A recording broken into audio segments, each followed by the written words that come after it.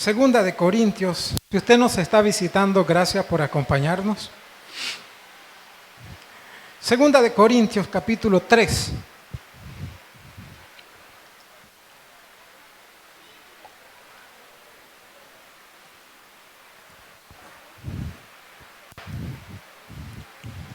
Quiero tomar todo el capítulo 3, aunque no lo voy a leer por razones de tiempo todo. Pero después usted puede llegar a su casa y revisar, comparar. Yo creo que los cristianos deberíamos de traer siempre una libreta y un lapicero para anotar y verificar luego. Segunda de Corintios, capítulo 3, ¿lo tiene? ¿Sí? Ok, dice la palabra del Señor de la siguiente manera. ¿Comenzamos otra vez a recomendarnos a nosotros mismos? ¿O tenemos necesidad, como algunos, de carta de recomendación para vosotros o de recomendación de vosotros? Vuestras cartas sois vosotros, escrita en nuestros corazones, conocidas y leídas por todos los hombres, siendo manifiesto que sois carta de Cristo. Diga conmigo, carta de Cristo, expedida por nosotros, escrita no con tinta, sino con el Espíritu del Dios vivo, no en tabla de piedra, sino en tabla de carne del corazón. Me paso al versículo 6. El cual asimismo nos hizo ministro competente de un nuevo pacto. Diga conmigo, ministros de un nuevo pacto. No de la letra, sino del espíritu, porque la letra mata, mas el espíritu vivifica. Y si el ministerio de muerte grabado con letra en piedra fue con gloria, tanto que los hijos de Israel no pudieron fijar la vista en el rostro de Moisés a causa de la gloria de su rostro, la cual había de perecer, ¿cómo no será más bien con gloria el ministerio del Espíritu? Vaya conmigo, por favor, al versículo 14. Pero el entendimiento de ellos se embotó, porque hasta el día de hoy, cuando leen el antiguo pacto, le queda el mismo velo no descubierto, el cual por Cristo es quitado. Y aún hasta el día de hoy, cuando se lee a Moisés, el velo está puesto sobre el corazón de ellos. Pero cuando se conviertan al Señor, el velo se le quitará, porque el Señor es el Espíritu. Y donde está el Espíritu del Señor, allí hay. Por tanto, nosotros todos, mirando a cara descubierta como en un espejo la gloria del Señor, somos transformados de gloria en gloria en la misma imagen por el Espíritu del Señor. Dios nos bendiga con su palabra. Entre las cartas más difíciles de interpretar están las de Pablo. Pablo era un hombre profundo y este capítulo contiene profundas verdades de la vida cristiana. Basta con leer Romanos y Gálatas y usted se va a dar cuenta todo el planteamiento de Pablo relacionado a la ley y la gracia. Y aquí Pablo en este pasaje hace una pequeña alusión a todo lo que él venía cuestionando. La segunda carta de Corintios es una carta básicamente de defensa del apóstol Pablo. Si usted lee la segunda carta de Corintios, usted se va a dar cuenta que lo que más hace Pablo en la segunda carta de Corintios es defenderse. Y se defendía de aquella gente que no aceptaba su apostolado, porque no todo el mundo aceptaba a Pablo. Muchos cuestionaban el apostolado de Pablo. Es más, en un momento Pablo se defendió a tal grado que dijo, después de haberse defendido, dijo, no fue correcto lo que hice, pero ustedes me empujaron. porque sí aprecian a los superapóstoles, refiriéndose a los apóstoles que anduvieron con Jesús. Y a mí me han... Pablo siempre estuvo defendiendo su apostolado y este capítulo, básicamente los primeros versículos, es una defensa que Pablo está diciendo de su apostolado. No crean usted que la gente de Dios, a la gente de Dios todo el mundo aplaude. La gente de Dios no siempre es aceptada por todas las personas.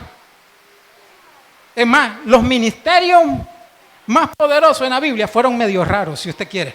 Si no, vea el ministerio de Juan el Bautista, que Jesús dijo que Juan el Bautista era el más grande entre todos los profetas. Revise la vida de Juan el Bautista y se va a dar cuenta que no era un hombre común, no era un hombre normal.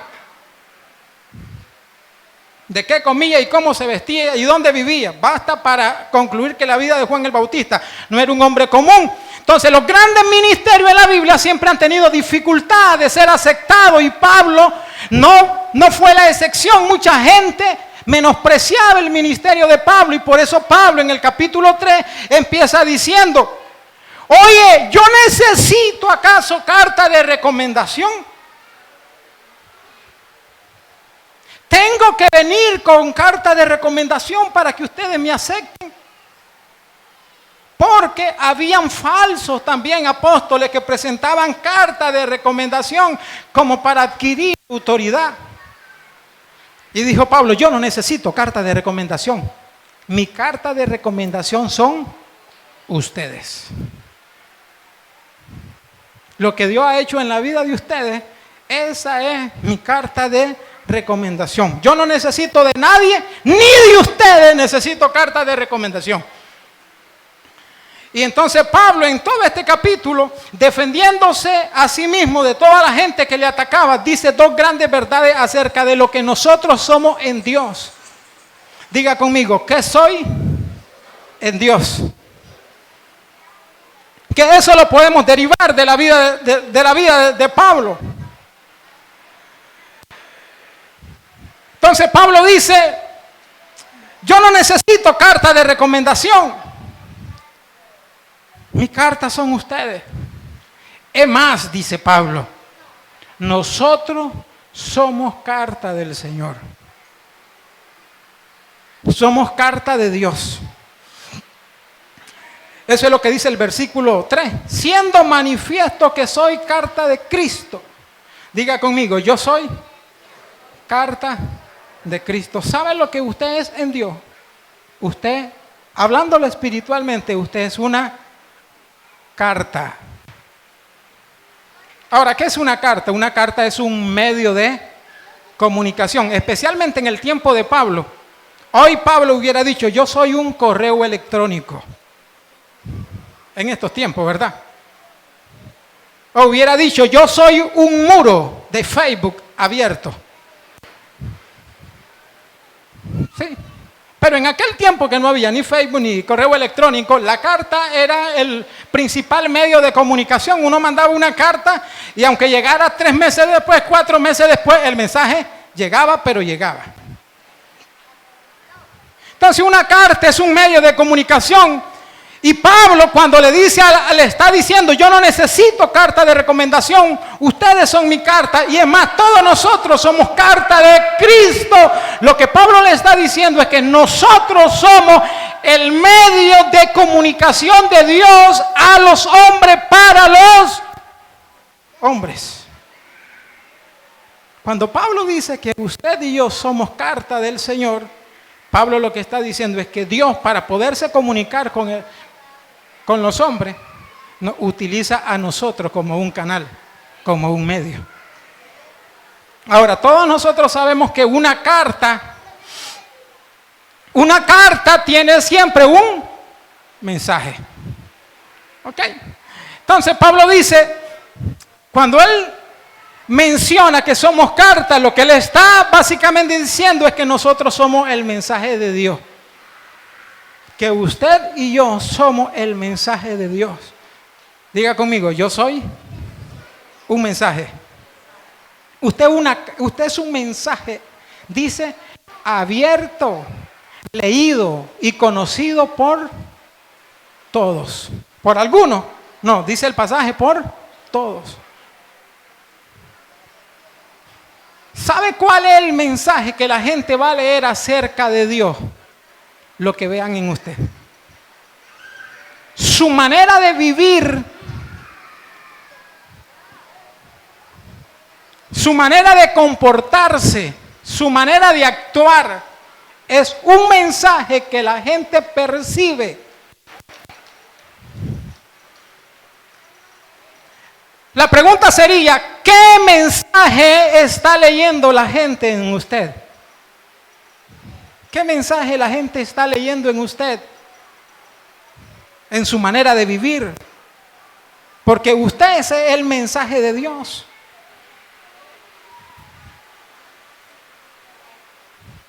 ¿Qué mensaje recibe la gente de usted?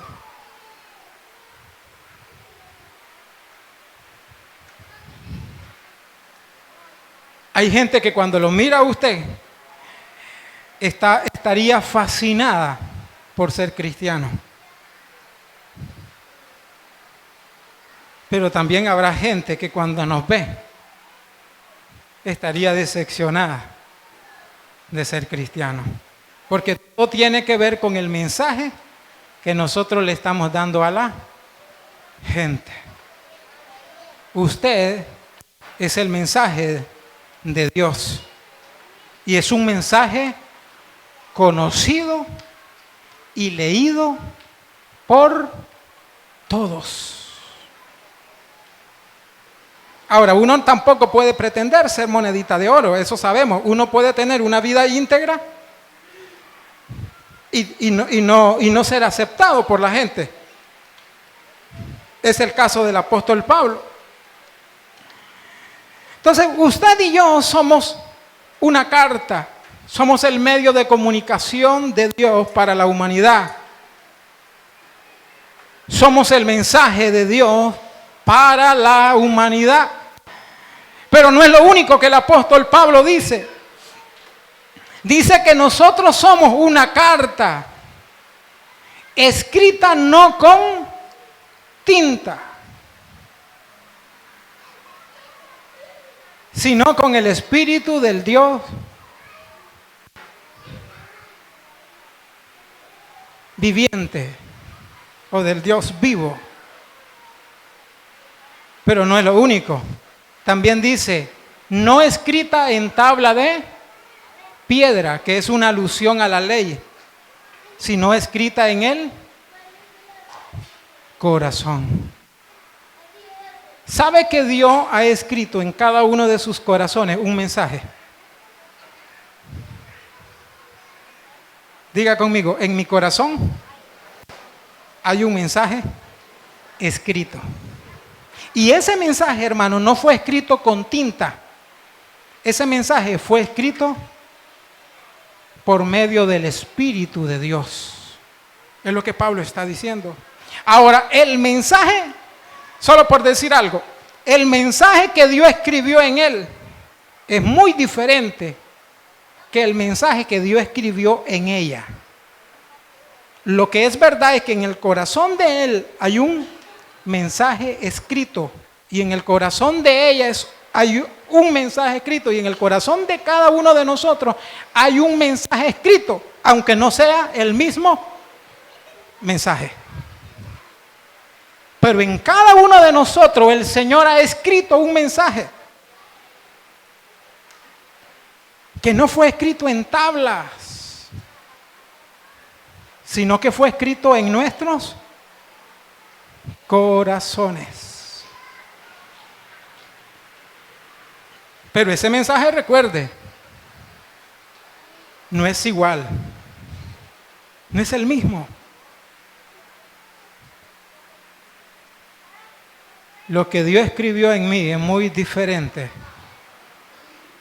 a lo que Dios escribió en usted y viceversa.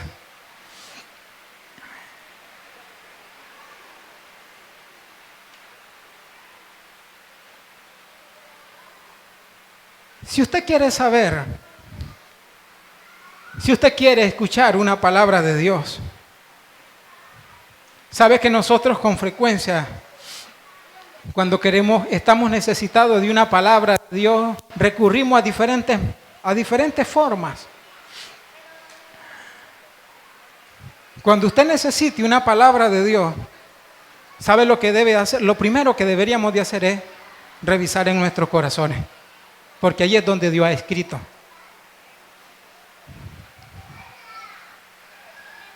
A veces cuando estamos necesitados de una palabra recurrimos a cosas que no son malas. Un congreso, donde un profeta, donde el pastor, que no necesariamente son malas.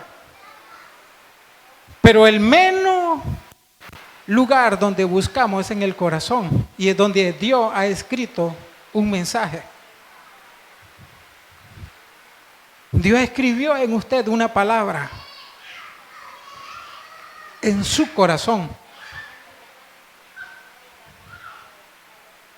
Y esa palabra es la que nos mantiene con vida y la que nos mantiene firme en los momentos de flaqueza, en los momentos de tristeza, en los momentos de tribulación, porque hay una palabra en el corazón. Por eso uno de los profetas dijo: Señor, he querido dejar tu palabra, he querido renunciar al ministerio, pero tu palabra en mi corazón arde. Porque Dios había grabado una palabra en su corazón. Usted tiene una palabra de Dios en su corazón.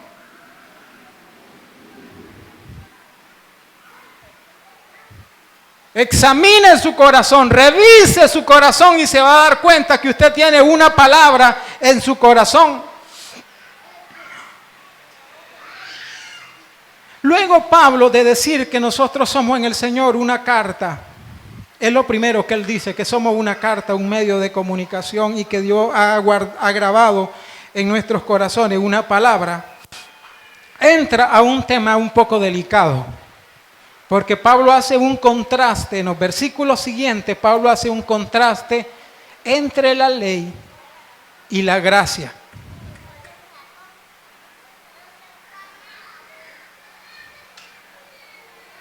Cuando Moisés recibió los 10 mandamientos, que los recibió en el monte Sinaí, los recibió con pompa, con gloria. Dice la Biblia que el monte Sinaí humeaba. Descendió fuego del cielo y una nube tan densa llenó aquel lugar. Y el pueblo de Israel, a lo largo, porque al pueblo de Israel se le había impedido acercarse al Sinaí, habían puesto unos límites, porque imagínense qué tan gloriosa, valga la redundancia, era la gloria de Dios en el Sinaí, que si un israelita pisaba el Sinaí, iba a caer muerto. Entonces Dios le dijo: ni en la falda del cerro, lejadito. Y los israelitas de lejos vieron los estruendos, los relámpagos y la bulla, porque descendió la gloria de Dios. Dios mismo descendió en el Sinaí. Fue algo sobrenatural. Y ahí Dios le dio los 10 mandamientos. Y toda la ley. Los 10 mandamientos son el corazón de la ley. Y baja Moisés con las 2 tablas. Estoy haciendo un resumen de eso. Y baja Moisés con las 2 tablas, y cuando mira al pueblo que estaban adorando un becerro, él quiebra las tablas. Y Dios le dice: Moisés, te voy a dar otra oportunidad. Vuelve a subir al Sinaí.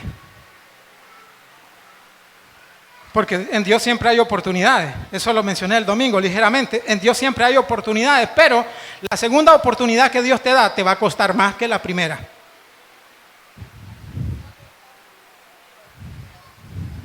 Dios dice: te di la primera, ok, y te salió fácil. La segunda te va a salir más difícil.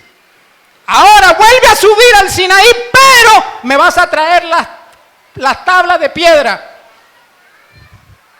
y la vas a traer ya lijadita. Y cuando estaba arriba el Señor le dice, ahora escribe.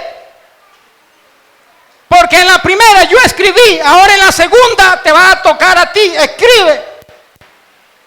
Y toda esa experiencia de haber escrito las tablas de los 10 mandamientos fue algo glorioso. Y a esa experiencia que vivió Moisés, ¿sabe cómo le llamó Pablo? Ahí están en los versículos. Le llamó el ministerio de la condenación. Y no solamente le llamó el ministerio de la condenación. Yo no tengo el tiempo para ir versículo por versículo. Usted léalo en su casa. También le llamó el ministerio de la muerte. Y Pablo dice, si el ministerio de la ley del antiguo pacto que lo recibió Moisés fue con gloria, ¿cuánto mayor no será el ministerio del Espíritu?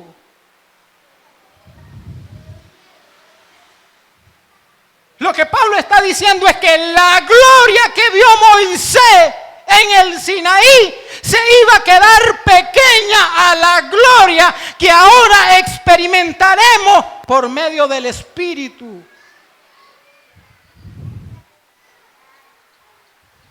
Y Pablo está diciendo, bueno, yo no tengo en realidad el tiempo, pero mire, lo voy a llevar a un versículo por lo menos.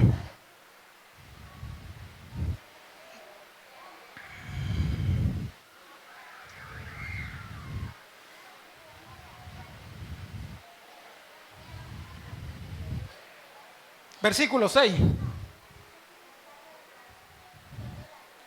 El cual asimismo nos hizo ministro competente de un nuevo pacto.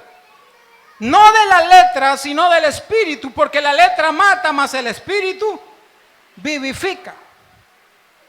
¿Por qué Pablo le llama a todo el primer pacto de la ley? ¿Por qué Pablo le llama el ministerio de la muerte? ¿Sabe por qué? Porque según la ley, todos nosotros estábamos muertos. Es más, le voy a decir algo. En la ley, el pecador moría. Por eso la ley mata. Eso es lo que Pablo está diciendo. Pero el Espíritu dice, vivifica o justifica. Lo que él está diciendo es que bajo el nuevo ministerio, porque nosotros ahora somos ministros de un nuevo pacto, diga conmigo, ministro de un nuevo pacto, que es el ministerio del Espíritu, da vida, justifica. ¿Justificar sabe qué? Pagar la deuda. En otras palabras, hacernos inocentes.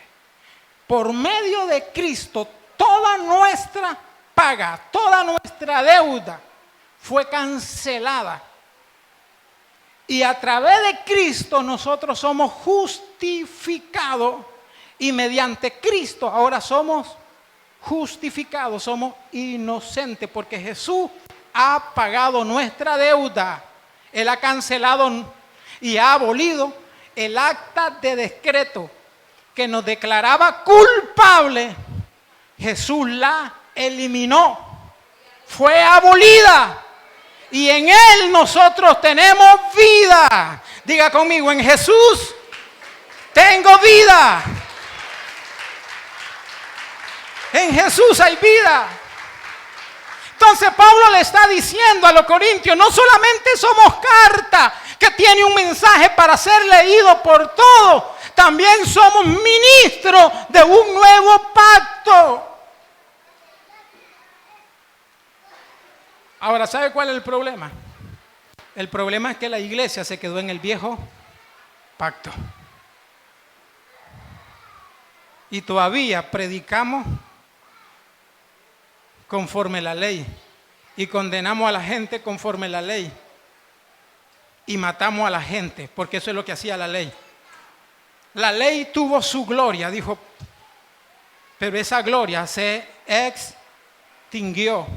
Y ahora, bajo el ministerio del Espíritu, que es el ministerio de la gracia, es lo que Pablo está diciendo. Nosotros a través de Cristo somos perdonados. Yo creo que por muchos años la iglesia, me refiero a la iglesia en general, el único mensaje que predicábamos era el mensaje de condenación, el mensaje de acusación. Y hoy en esta nueva dispensación, nosotros somos ministros de un nuevo pacto, lo cual estamos llamados a pregonar un mensaje de esperanza, un mensaje de fe, un mensaje de justificación. Que si alguien cae, no lo desbaratamos, lo restauramos. Por eso Jesús dijo, el que esté libre de pecado, que lance la primera piedra. Bajo la ley se mataba al pecador, pero en este nuevo tiempo se le da otra oportunidad. La iglesia está llamada, y esta iglesia El Shaddai, tiene que ser una iglesia de oportunidades. Esta iglesia está llamada a brindar oportunidades. Que las personas aquí tengan nuevos comienzos. Que no nos interese el pasado de la gente. Que nos interese lo que nosotros podemos hacer para restaurar, para perdonar, para ayudar, para levantar, no para seguir desbaratando a nadie. Pero cuando la iglesia vive acusando y desbaratando, estamos viviendo bajo el viejo pacto, que es el tiempo de la ley.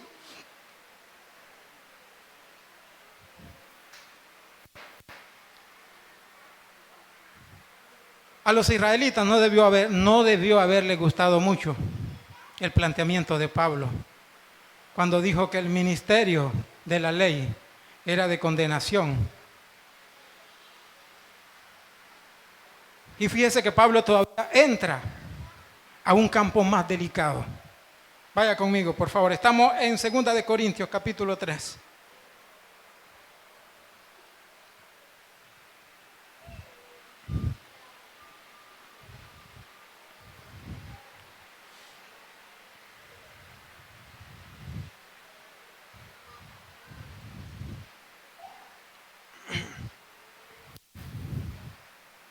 Le voy a leer a partir del versículo 9, solo se lo leo. Porque si el ministerio de condenación, que es el tiempo de la ley, fue con gloria, mucho más abundante en gloria el ministerio de la justificación. Porque aún lo que fue glorioso no es glorioso en este respecto, en comparación con la gloria más eminente, que es la gloria del Espíritu. Porque si lo que perece tuvo gloria, si la ley que iba a perecer tenía gloria, mucho más glorioso será lo que permanece. Así que, teniendo tal confianza, usamos de mucha franqueza. Y aquí se mete a un asunto más delicado. Versículo 13, le releo el 12. Así que, teniendo tal esperanza, ¿cuál esperanza? ¿A cuál esperanza se refiere Pablo? ¿A cuál esperanza se refiere Pablo cuando dice que tenemos tal esperanza?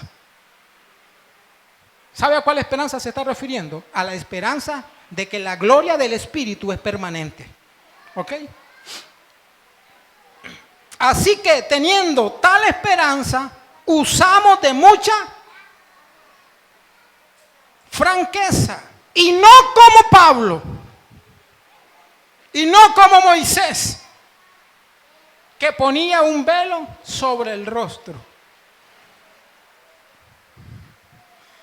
Se lo voy a explicar en español eso. Pablo dice, la gloria de la ley era pasajera, pero tenemos la confianza, tenemos la seguridad, tenemos la certeza de que la gloria del Espíritu es permanente. Venga, Salva al piano. Y no como ¿quién?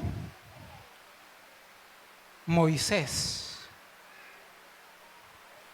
Y antes de mencionar a Moisés, él dice, hablemos con franqueza. Seamos francos. Es lo que Pablo está diciendo. Se lo estoy parafraseando, ¿sí? Seamos sinceros. No como Moisés. Y dijo algo de Moisés que los israelitas debieron haberse quedado con la boca abierta. Para eso, ya regresamos a este versículo, ¿sí? Vaya conmigo a Éxodo, por favor. Ya regresamos aquí. Vaya conmigo a Éxodo. Éxodo 34, por favor.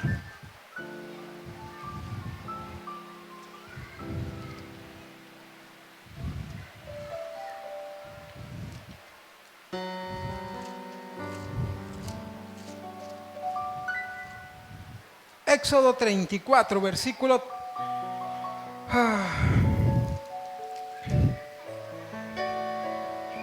Se lo voy a leer a partir del 31 para poderme dar a entender, ¿sí? Éxodo 34, 31. Entonces Moisés llamó a Aarón y a todos los príncipes de la congregación, y todos los príncipes de la congregación volvieron a él, y Moisés les habló. ¿A quién les habló? A Aarón y a todos los príncipes, ¿ok? Moisés lo que está, solo bájale un poquito al piano, porfa. Moisés lo que está aquí es bajando del Sinaí.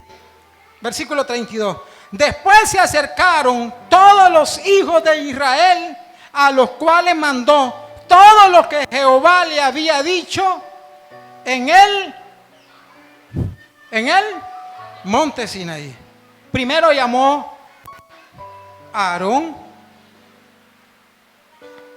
y llamó a los principales. Después los llamó a todos. Y a todos les dijo lo que el Señor les mencionó. Versículo 33.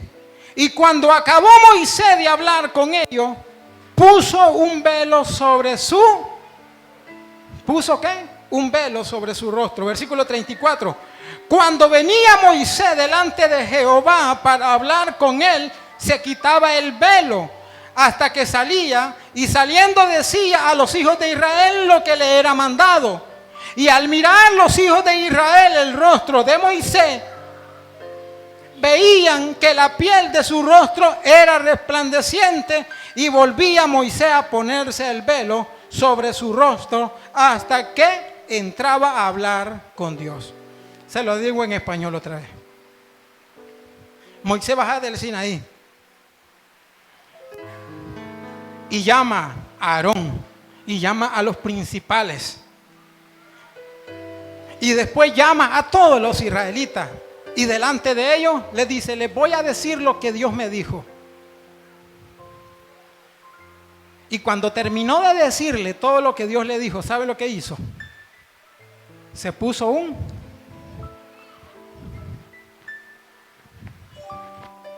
velo. Eso fue lo que hizo, ponerse un velo. Ahora, yo le digo a usted, ¿los israelitas miraron el rostro de Moisés, sí o no? Sí, si usted lee los versículos siguientes, Moisés hacía esto. Le habló al pueblo, le habló a cara descubierta. Terminó de hablar con ellos y se puso un velo. Y andaba con el velo. Tenía que ser algo un poquito más transparente, si no me caigo. Y andaba con el velo. Allá entraba al santuario. Y cuando entraba al santuario, que era el tabernáculo, lo que Moisés hacía era, cuando entraba al tabernáculo se quitaba el velo y lo ponía en algún lugarcito. Y estaba delante de Dios. Salía del tabernáculo, Le volvía a decir al pueblo, dice el Señor esto y esto. Terminaba de decirle al pueblo y se volvía a poner él.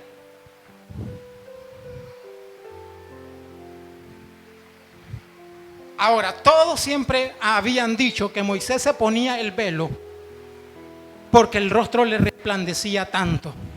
Pues Pablo lo que dijo fue otra cosa. Vamos entonces a Corintios.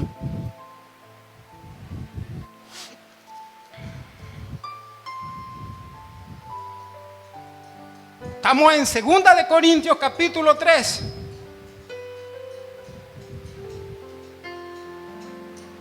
Así que, versículo 12. 2 de Corintios capítulo 3, versículo 12. Así que, teniendo tal esperanza, usamos de mucha franqueza. En otras palabras, no tengo miedo a hablar con sinceridad. Y no como Moisés, que ponía un velo sobre su rostro para que los hijos de Israel no fijaran la vista en el fin de aquello que había de ser abolido.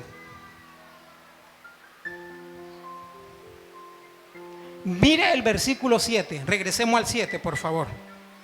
El final del versículo 7. O se lo leo todo el 7.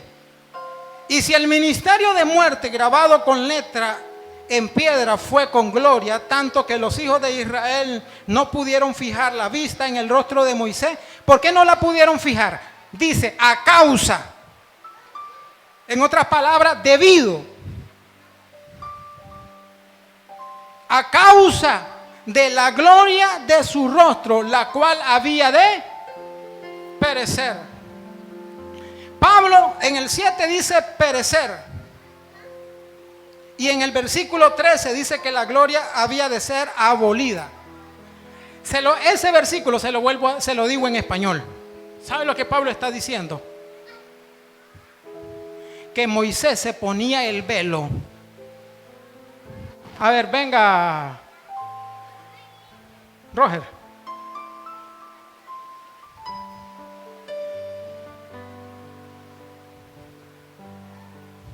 Se me queda en la segunda grada, si no, no se lo pongo.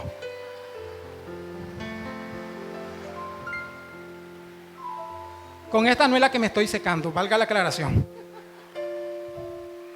Dice que Moisés se ponía el rostro para que los israelitas no miraran que el brillo de la gloria de Dios en él se estaba apagando.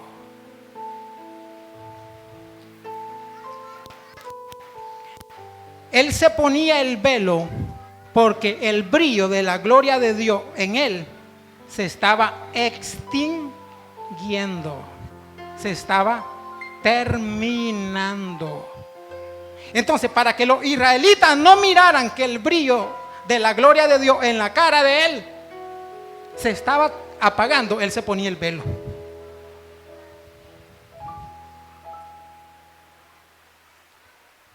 Gracias, Roger.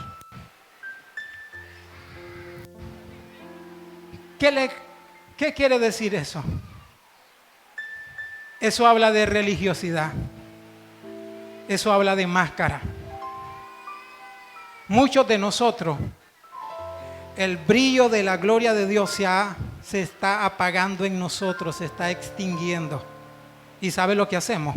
Para que la gente no se dé cuenta que hemos perdido el brillo de la gloria de Dios, para que la gente no se dé cuenta de eso, usamos velos.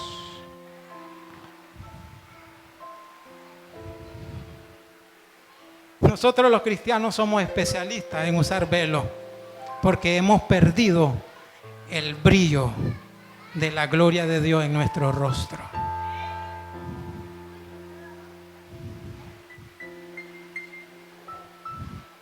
¿Cuál es el velo que se pone usted? ¿Cuál es el velo que saca usted para ponérselo? ¿Sabe cómo se llama eso? Máscara. Apariencia. ¡Uf! Para los israelitas eso fue una pedrada. No solamente Pablo le está ofendiendo la ley, le está ofendiendo al más grande de ellos, a Moisés.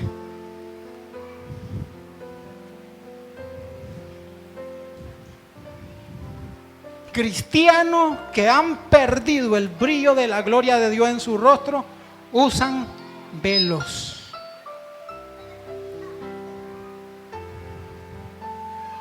Nos movemos ya por la apariencia. Yo como pastor me da miedo que la gente se dé cuenta que ya no tengo la gloria de Dios en mí y ¡pum!, me pongo el velo.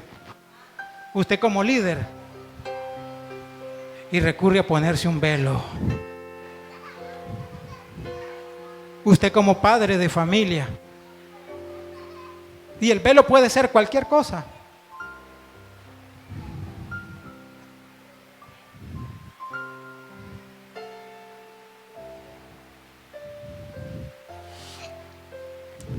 Quiero ir terminando, por favor. Regáleme 5 o 10 minutos y yo termino.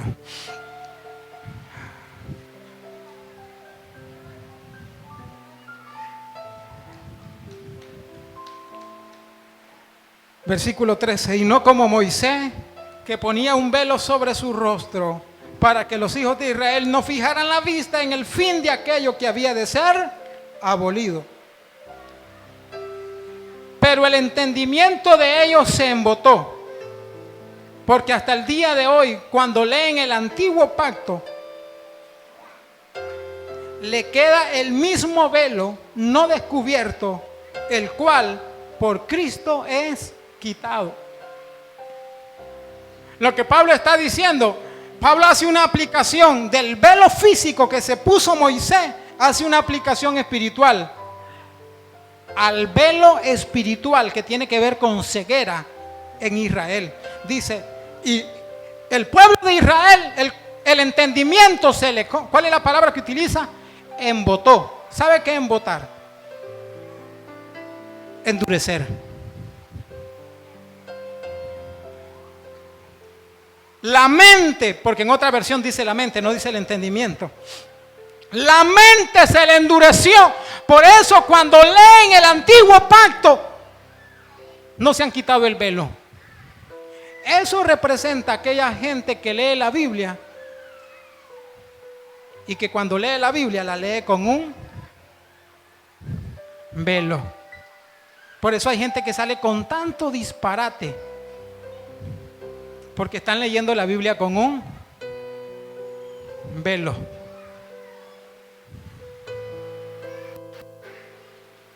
Porque han endurecido su entendimiento, su mente.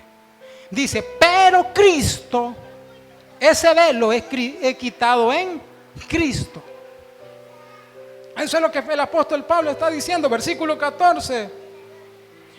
Pero el entendimiento de ellos se embotó, porque hasta el día de hoy, cuando leen el antiguo pacto, les queda el mismo velo no descubierto, el cual por Cristo es quitado. Versículo 15. Y aún hasta el día de hoy, cuando se lee a Moisés, el velo está puesto sobre el corazón de ellos.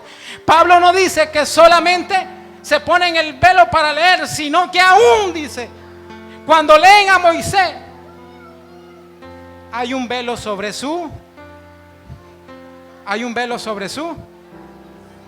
corazón.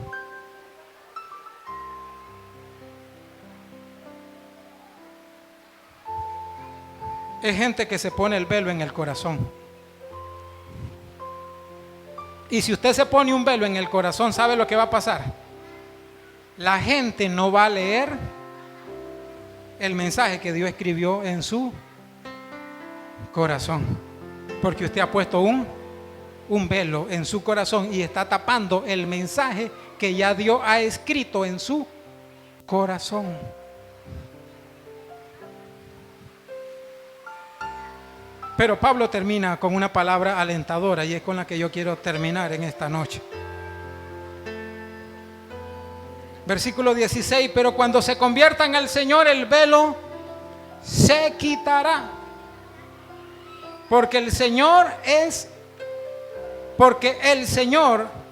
el Espíritu. Y donde está el Espíritu del Señor, allá hay libertad. No me quiero meter al versículo 17 para que no me acusen de hereje. O se lo voy a medio decir. Versículo 17, porque el Señor es... ¿Qué es el Señor? El Espíritu. El verbo que se utiliza es ahí. Es como en el inglés el to be. Ser o estar.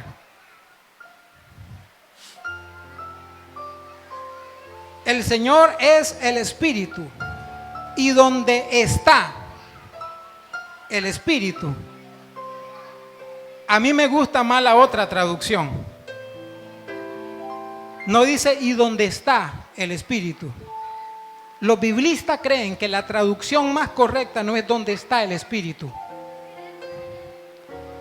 sino y donde es el Espíritu, el Señor. No sé si me voy a entender. Pablo dice, porque el Señor es el Espíritu, y donde el Espíritu es el Señor, allí hay libertad. O sea, no tiene que ver con estar, tiene que ver con ser. No sé si me voy a entender. No tiene que ver con que el Espíritu Santo esté, tiene que ver con que el Espíritu Santo sea el Señor.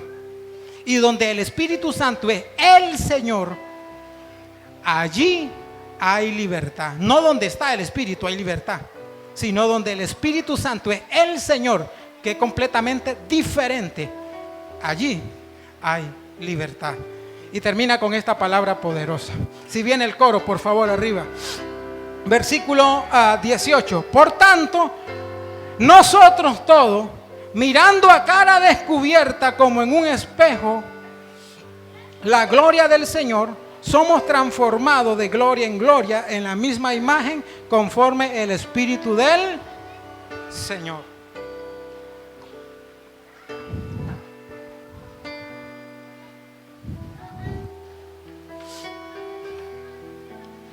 ¿Sabe lo que Pablo está diciendo en el versículo 18?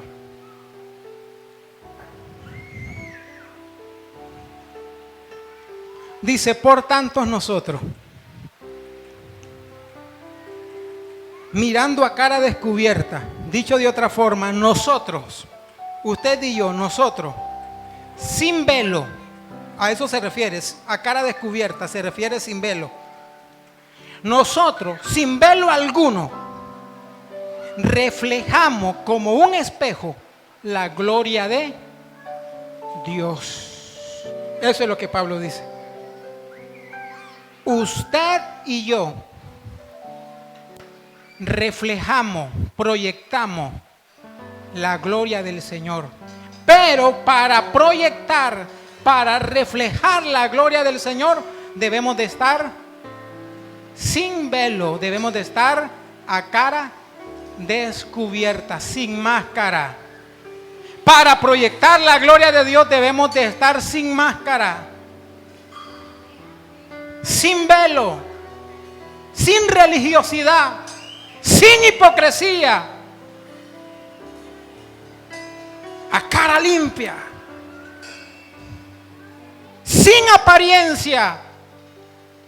En la medida en que usted y yo nos liberamos del velo, en esa medida vamos a proyectar más hacia afuera la gloria de Dios. Usted y yo estamos llamados a ser como un espejo que proyecta la imagen. Nosotros debemos de proyectar la gloria del Señor, es lo que Pablo está diciendo. Y en la medida en que nosotros proyectamos la gloria de Dios, en esa medida Dios, por medio de su Espíritu Santo, nos va transformando de gloria en gloria, nos va transformando día cada día. ¿Sabe que nosotros no somos transformados porque nosotros queremos? ¿Usted cree que usted es buena gente porque usted quiere? No, es porque el Espíritu Santo ha venido obrando en usted. El Señor lo va transformando de gloria en gloria.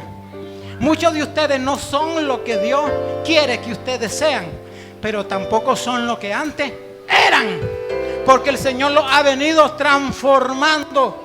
La vida cristiana es un proceso de transformación de gloria en gloria. Yo me he dado cuenta, al menos en lo personal, que entre más me acerco a Dios, más decepcionado estoy de mí mismo. Entre más me acerco a Dios, me doy cuenta que no lo merezco. Entre más me acerco a Dios, me doy cuenta que he sido nada. Porque el Espíritu de Dios a uno lo va transformando.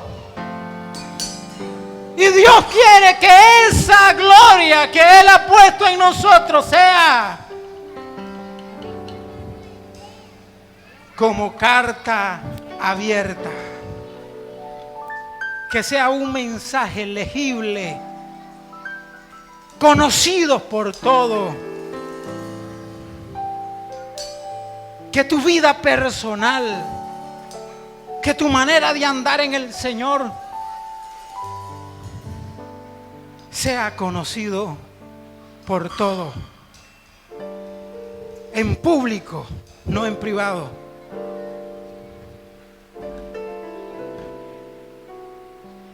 Yo le estoy pidiendo al Señor, con esto termino, que el Señor no nos suelte, sino que Dios haga en cada uno de ustedes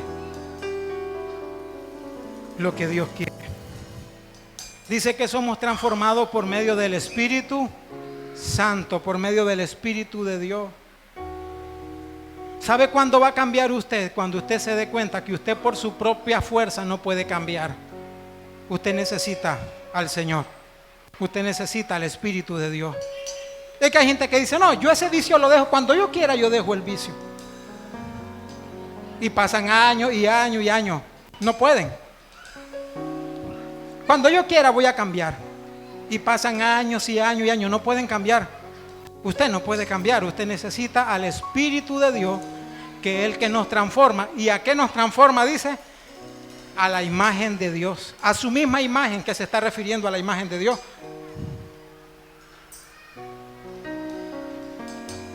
¿Qué estamos proyectando?